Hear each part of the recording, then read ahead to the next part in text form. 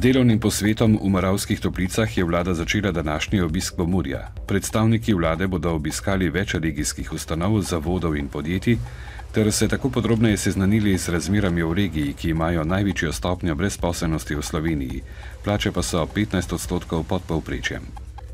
V Pomurju pričakujejo, da bodo skušali rešiti nekatere konkretne odprte probleme in vprašanja regije, spregovorili bodo o razvojnih možnostih ter pregledali, s katerimi ukrepi lahko vlada pospeši razvoj.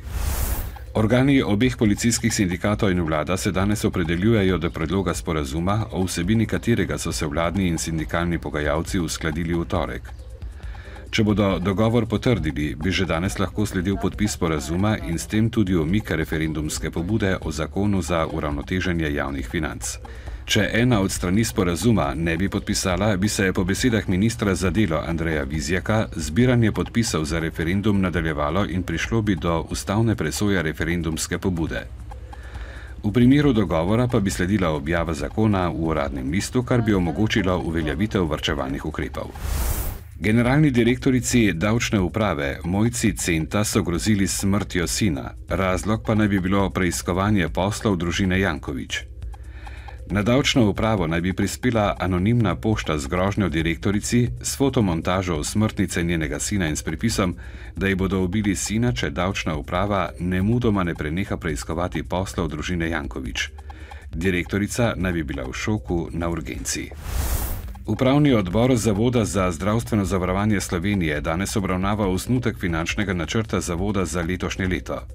Zavod še vedno nima potrjenega finančnega načrta za letošnje leto, saj so želeli počakati na varčevalne ukrepe in izračune o finančnih učinkih ter ukrepov za zdravstveno blagajno. Ukrepi naj bi po prvih ocenah letos v zdravstveno blagajno prinesli okoli 100 milijonov evrov prihranka.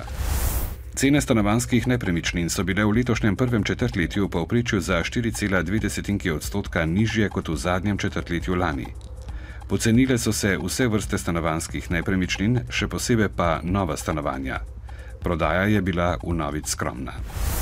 Tla na severovzhodu Italije še vedno niso mirna. Po včerajšnjem potresu so zaznali še 41 popotresnih sunkov, pri čemer je najmočnejši dosegal magnitudo 3,4.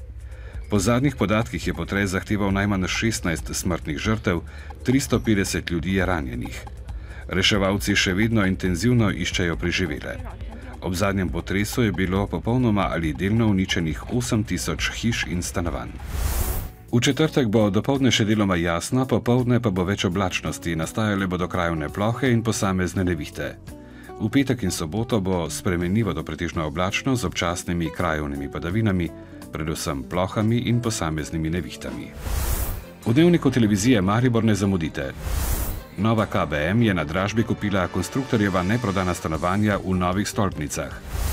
Zaposlitveni sejem ponuja 670 delovnih mest v kovinarstvu, gradbeništvu, trgovini in turizmu. Miha Cojhter je v Hiši znanosti in eksperimentov na ogled postavil projekt prilagojen slepim. Bodite z nami ob 18.